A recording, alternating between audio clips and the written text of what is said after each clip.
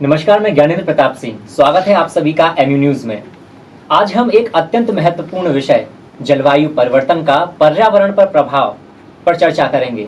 जलवायु परिवर्तन आज की दुनिया की एक गंभीर चुनौती है, जिसका असर न केवल हमारे पर्यावरण पर बल्कि हमारे सामाजिक और आर्थिक ढांचे पर भी पड़ रहा है।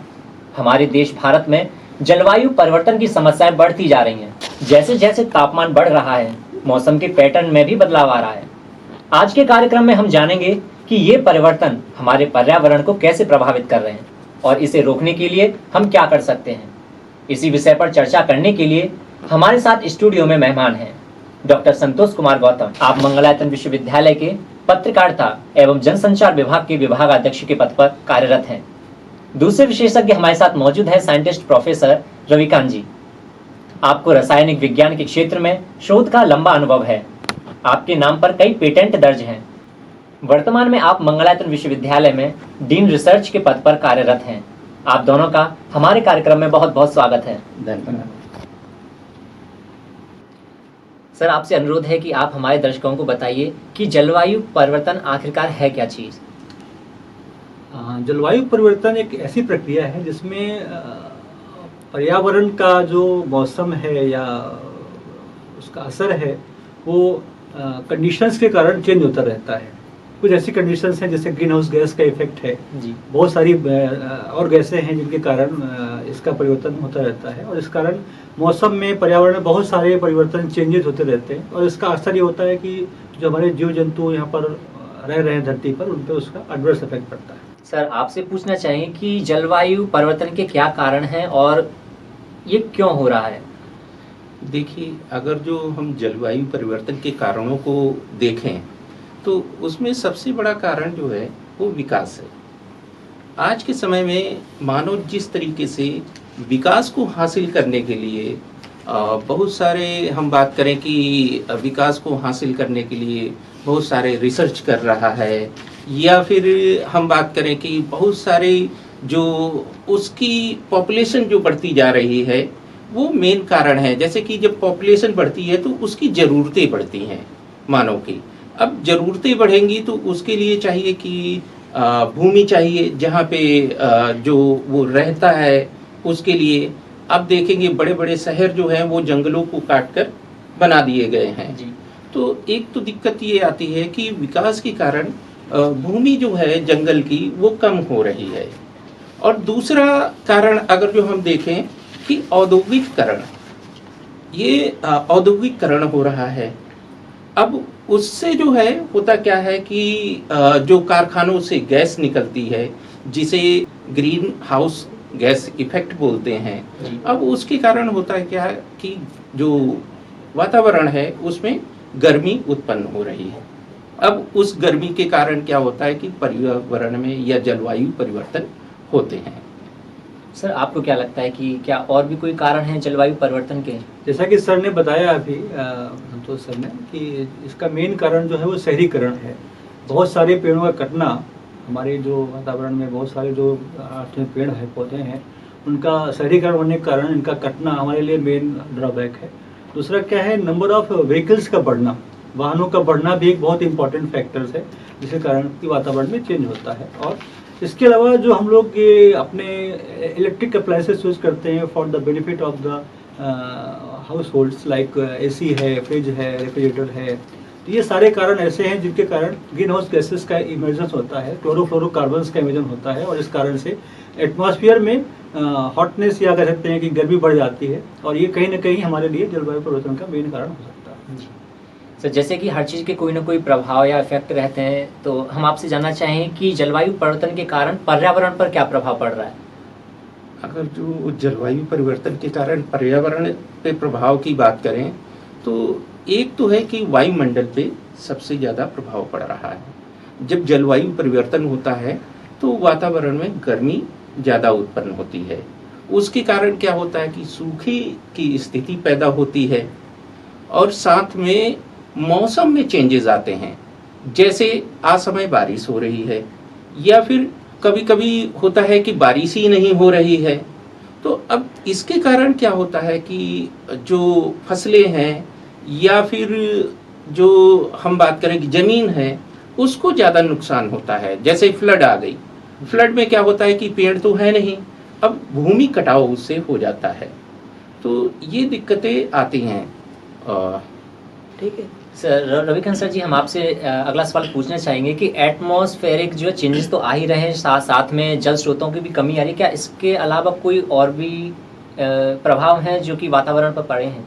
हाँ जी, मैं इस बारे में बताना चाहूँगा कि वातावरण के में एडवर्स प्रभाव के कारण बहुत से जो जीव जंतु हैं वो विलुप्त हो रहे हैं। जी। इसका मेन कारण है बायोडाइवर्सिटी में चेंज होना।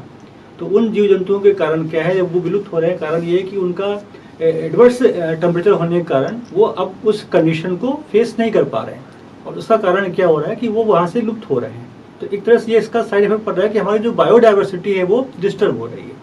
तो इसका मेन कारण कह सकते हैं कि अगर हम जलवायु परिवर्तन होता है तो नो डाउट हमारे एटमॉस्फेयर के साथ साथ हमारे जो जीव जंतु हैं, जो एनिमल्स हैं, उनका भी विलुप्त होना शुरू हो गया है, उसमें भी चेंज आ गया है, यानी बायोडाइवर्सिटी हमारी डिस्टर्ब हो रही है।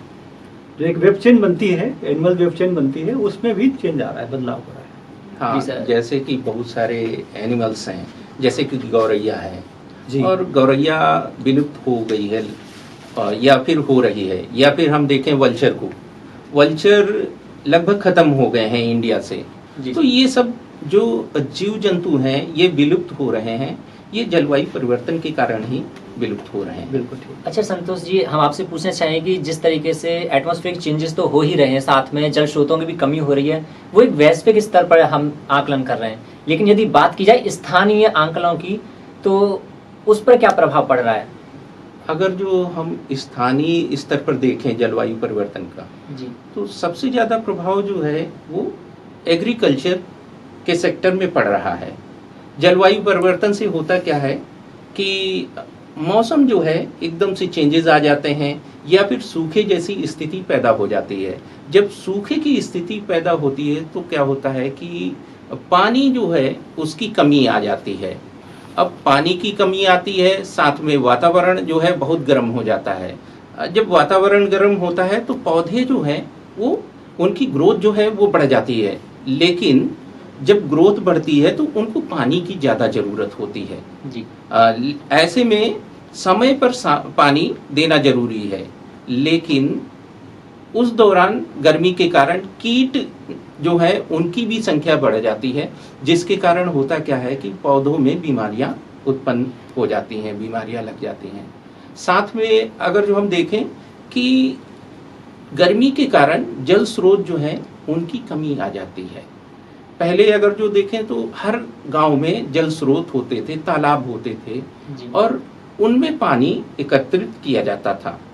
लेकिन जैसे जैसे जलवायु परिवर्तन हो रहा है तो क्या है कि गर्मी आते ही ये स्रोत जो है वो सूख जाते हैं। जैसे मैं एक बार जो है महाराष्ट्र में नंदुरबार में घूमने गया था, तो वहां पे मैंने देखा कि एक नर्मदा की सहायक नदी थी। अब उसमें होता क्या था कि बरसात और ठंडक में उस नदी में हमेशा पानी रहता था, और जो स्थानीय लोग हैं, गांव के लोग हैं, उस पानी को अपनी खेती के लिए यूज करते थे। लेकिन जैसे गर्मी आती थी वो नदी सूख जाती थी। अब नदी सूख गई तो होता क्या था कि जो जीव जंतु उसके सहारे हैं उन पे प्रभाव पड़ता था, साथ में खेती वो नहीं हो पाती थी। तो ये मेन कारण है कि खेती पे प्रभाव पड़ता है इसका। और दूसरा अगर जो देखें तो है क्या कि जैसे कि हम लोगों की ज़रूरतें देखें, ज़रूरतों में बहुत सारी ऐसी ज़रूरतें हैं जो बढ़ती ही जा रही हैं, लेकिन जलवायु परिवर्तन उन ज़रूरतों के कारण हो रहा है। जी। रविकांत सर जी, हम आपसे पूछना चाहेंगे कि ये तो बात रही कृषि के क्षेत्र पर जो प्रभाव जलवायु परिवर्तन के कारण पड़ रहे हैं, क्या इसके अलावा भी जलवायु परिवर्तन के हमारे स्वास्थ्य के ऊपर क्या परिणाम पड़ते हैं? हाँ, बहुत एडवर्स इफेक्ट पड़ता है, बिल्कुल आपने सही कहा है। जलवायु परिवर्तन का हमारे दैनिक जीवन के साथ साथ हमारे स्वास्थ्य पे बहुत असर पड़ता है। जी। इसका असर जैसे कि टेम्परेचर बढ़ने से हीट स्ट्रोक हो रहा है, आजकल देखा होगा आपने। जी, जी। बहुत सारे लोगों को गर्मी के टाइम पे हीट स्ट्रोक हो जाता है। दूसरा क्या है, डिहाइड्रेशन हो जाता है, बॉडी में पानी की कमी हो जाती है। तो ये due to hot air temperature कह सकते हैं, या हाई टेम्परेचर इंक्रीज होने से होता है। इसके अलावा बहुत से, अगर मान लीजिए बहुत ज़्यादा बारिश हो रही है बायोडाइवर्सिटी होने के कारण, जलवायु परिवर्तन होने के कारण, तो क्या है कि ज़्यादा बारिश होने से बहुत सारे मॉस्किटोज हैं, छोटे छोटे कीड़े हैं जो कि वो डेवलप होते हैं और उनसे ढेर सारी बीमारियां होती हैं। इसके साथ साथ जो हमारी पोल्यूटेड एयर है, इसके बढ़ने से भी जो लंग्स बेस्ड डिजीज है लाइक अस्थमा है, इन सब का असर पड़ता है इन सब में, और इससे इसके एडवर्स इफेक्ट पड़ते हैं।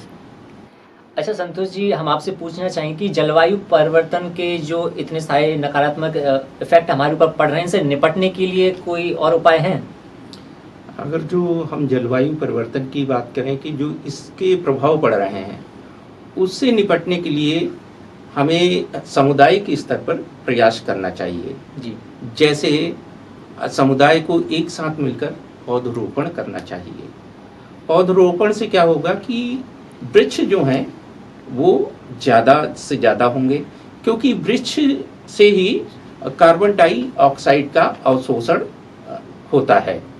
अगर जो वृक्ष नहीं होंगे तो कार्बन डाइऑक्साइड का अवशोषण नहीं हो पाएगा, और जिसके परिणाम स्वरूप कार्बन डाइऑक्साइड है या हम बात करें कि ग्रीन गैसेस हैं, वो पर्यावरण में रहती हैं, जिनके कारण होता क्या है कि ओजोन लेयर का डिप्लेशन होता है और सूरज से जो गर्मी आती है वो वापस दोबारा नहीं जा पाती है इन गैसेस के कारण। अब होता क्या है कि उससे गर्मी और ज़्यादा बढ़ने लगती है। तो हमें ज़रूरत है कि हम सामुदायिक स्तर पर मिलकर पौधरोपण जितना ज़्यादा हो सके उतना करें, और साथ में पौधरोपण के साथ हमें उन पौधों की जो पौध लगाते हैं उनकी देखरेख भी करनी होगी जी। सही समय पर पानी देना होगा, और साथ में ये भी देखना होगा कि उस पेड़ को जो है कोई जानवर नुकसान ना पहुंचा पाए। इसके अलावा हमें जो ऊर्जा है उसकी भी बचत करनी होगी। जी बिल्कुल। अब ऊर्जा की बचत के साथ साथ जो नवीनीकरण ऊर्जा है उसकी ओर हमें जाना होगा, और इसके लिए हमें चाहिए कि हम सामुदायिक स्तर पे सभी लोग एक साथ मिलकर लोगों को जागरूक करें कि वो नवीनीकरण ऊर्जा की तरफ जाएं। जैसे सौर ऊर्जा है, सौर ऊर्जा का इस्तेमाल करें या फिर पवन ऊर्जा का इस्तेमाल करें, क्योंकि जो कोयले से ऊर्जा बनती है उससे क्या होता है कि बहुत सारे कार्बन डाइऑक्साइड का उत्सर्जन होता है। उत्सर्जन होता है तो उससे पर्यावरण को नुकसान पहुंचता है। तो हमें ध्यान रखना चाहिए कि हम नई नवीनीकरण ऊर्जा की ओर जाएं, और इसके साथ हमें सामुदायिक शिक्षा की ओर भी ध्यान देना चाहिए कि एक साथ हम ग्रुप में जाएं या सोसाइटी बनाएं और लोगों को गांव-गांव जाके, शहर-शहर जाके जागरूक करें पर्यावरण के प्रति, कि लोग जागरूक हों, पेड़ लगाएं, और जिससे कि हमारा पर्यावरण सुरक्षित रहे। जी सर, जैसा कि आपने कहा कि सामूहिक तौर पर ये प्रयास किए जा सकते हैं, लेकिन उनका क्या जो कि व्यक्तिगत अगर स्तर पर कोई भी तैयारी की जाए किसी भी चीज़ को लेकर या पर्यावरण को स्वच्छ या स्वस्थ बनाने के लिए, तो व्यक्तिगत कौन से ऐसे कदम हम उठाएं जिससे हमारा वातावरण स्वच्छ बने? विल्कन सर जी। मैं सर की बात पे 2-3 पॉइंट और बढ़ाना चाहता हूँ, आगे रखना चाहता हूँ। अभी रिसेंट में रिसर्च हुआ है कि हम कार्बन डाइऑक्साइड को ट्रैप करें, उसको कलेक्ट करें। उसके लिए क्या है, हमारे गाँव में जो तालाब होते हैं, और उसका गवर्नमेंट ऑफ इंडिया आजकल ये भी कर रहा है कि उन तालाबों में ब्लू ग्रीन एल्गी को ग्रो करते हैं जी। उससे क्या होता है कि वो ब्लू ग्रीन एल्गी जो होती है वो आसपास के जो एटमॉस्फेयर है उसको, में से जहाँ भी पोल्यूशन ज़्यादा होता है, कार्बन डाइऑक्साइड की मात्रा ज़्यादा होती है, उसको वो अवशोषित करती है। और वो जो ब्लू ग्रीन एल्गी है वो कुछ दिन बाद में जब वो उसको हम अलग करते हैं तालाब से और उसको सुखाते हैं, या उसमें फिर उसको हम यूज़ करते हैं एज ए बायोडीजल बनाने के लिए, क्योंकि वो वेस्ट से वेल्थ बनता है हमारा जी। असल गवर्नमेंट ऑफ इंडिया इस एरिया में बहुत सारा काम कर रही है कि हम एटमॉस्फेयर को तो सही बनाएं, हमारा जो वातावरण उसको शुद्ध साफ करें, कार्बन डाइऑक्साइड को ट्रैप करें, साथ साथ हम जो यूज कर रहे हैं कार्बन डाइऑक्साइड को उससे हम बायोडीजल बना लें, ताकि वो भी एक तरह से हमारे लिए रिन्यूएबल एनर्जी का काम करेगा, बायोफ्यूल का काम करेगा। तो एक वेस्ट मटेरियल से हमको वेल्थ क्रिएट करना है। दूसरा एक क्या है, हमारे आसपास का देखा होगा आपने, चिमनियाँ हैं, जहाँ पर ईंट भट्ठे होते हैं वहाँ पर चिमनियाँ होती हैं जी। उन चिमनियों से या जो फैक्ट्रियों की चिमनियों से बहुत सारा कार्बन मोनोऑक्साइड और कार्बन डाइऑक्साइड निकलता है। आज की नई रिसर्च कहती है कि इस कार्बन डाइऑक्साइड निकल रहा है, इसमें अगर हम कैल्शियम ऑक्साइड की रिएक्शन करा दें, उसको ट्रैप करें पाइपलाइन के थ्रू, और उसमें से हम कैल्शियम ऑक्साइड के जो चूना होता है घर में, जो हम लोग चूना यूज करते हैं अपने खाने वगैरह में, अगर हम उसकी रिएक्शन उससे कराएं, उसके साथ उसका एडिशन कराएं, तो कैल्शियम कार्बोनेट जाके बनता है। और कैल्शियम कार्बोनेट्स की आजकल टाइल्स आती हैं मार्केट में, जो कि बहुत ही यूजफुल होता है। तो कहीं ना कहीं हमारा वेस्ट से वेल्थ क्रिएट करने का है, जिससे हम नया अपने स्रोत डेवलप कर सकते हैं, आय के स्रोत, और उससे हमारा पर्यावरण भी साफ होगा। तो ये तो मेन कारण है। प्लस साथ साथ जैसे हम लोग प्लास्टिक यूज करते हैं, प्लास्टिक का उपयोग कम करें। अगर करना ही पड़ रहा है, मान लीजिए पॉलीथीन का उपयोग करना पड़ रहा है, तो उसको रिसाइकिल वाले प्रोसेस पे लेके आए, ताकि reuse, recollect, reuse and recycle. इसके साथ साथ हम, जैसे सर ने बताया, वाहन कम चलाएं, अगर चलाना भी पड़ रहा है तो ग्रुप में काम करें, कलेक्टिव काम करें जी। तीसरा हम बताएंगे आपको कि जो बहुत सारे लोग ऐसे हैं जो घरों में लगातार एसी का यूज कर रहे हैं, एक एक घर में 5-5, 6-6 एसी चल रहे हैं, उनको है कि वो एक जगह पे बैठें और एक एसी चलाएं, ना कि 5-6 एसी चलाएं अलग अलग कमरों में बैठ के। तो इस तरह से हम अपने एटमॉस्फेयर को, अपने जलवायु परिवर्तन को मेंटेन कर सकते हैं, बचत कर सकते हैं। चलिए सर, बहुत अच्छी जानकारी दी आपने। इसी के साथ हम कार्यक्रम को अंत की ओर ले जाते हुए आपसे अनुरोध करेंगे कि आप हमारे दर्शकों को कम शब्दों में एक सार निकाल के दें, जिससे कि वो वातावरण को स्वस्थ और स्वच्छ बनाए रखें। Please sir. देखिए, जैसे कि अगर जो हम मैसेज की बात करें तो मेरा ये कहना है, लोगों से अपील है कि वो ज़्यादा से ज़्यादा पौधे लगाएं और उनकी देख रेख करें। इसके अलावा साथ में हम ऊर्जा की जितनी ज़्यादा बचत कर सकते हैं उतनी बचत करें, और नवीनीकरण ऊर्जा की ओर जाएं। जैसे सोलर ऊर्जा लगवाएं। उससे क्या होता है कि सोलर ऊर्जा से जो ऊर्जा उत्पन्न होती है उसको आप स्वयं यूज कर सकते हैं, और जो ऊर्जा बचती है उसको आप दोबारा सरकार को जो है सेल कर सकते हैं जी। तो मेरा ये कहना है कि जितना हो सके उतना हमें क्लाइमेट चेंज के प्रति जागरूक होना है, और क्लाइमेट जो पर्यावरण है उसको बचाना है। जी सर, आपके सुझाव देना चाहेंगे? मैं बस इतनी बोलना चाहूँगा, मैं सर की बात से पूर्णतः सहमत हूँ कि हमारे जो लोग हैं, जो हम लोग हैं, हमें अपने आप में संयम बरतना चाहिए, और पर्यावरण की तरफ जागरूक होकर के उसमें उसको सेव करने की तरफ कदम उठाने चाहिए। कदम में यही है कि हम अपने आप को रिकलेक्ट करें और अपने आप को खुद उस तरफ बढ़ाएं कि हम कैसे अपने आसपास के एटमॉस्फेयर को, पर्यावरण को सेव कर सकते हैं। ग्रीन हाउस गैसेस का कम डेवलपमेंट करें, कम उत्पन्न करें उसको, और कोशिश करें कि हम अपने आसपास के वातावरण को स्वच्छ, साफ और सुरक्षित रखें। धन्यवाद जी। बहुत बहुत आभार आप दोनों का कि आप दोनों इस कार्यक्रम में आए और अपना बहुमूल्य समय हमें दिया, और इसके साथ ही इतने गोल्डन शब्द आपने हमारे लिए बोले ताकि हम पर्यावरण को स्वच्छ बनाए रखें। तो इसी के साथ दोस्तों, आज का प्रोग्राम बस इतना ही। आगे मिलते हैं नेक्स्ट एपिसोड में एक नए कार्यक्रम के साथ। तब तक के लिए नमस्कार।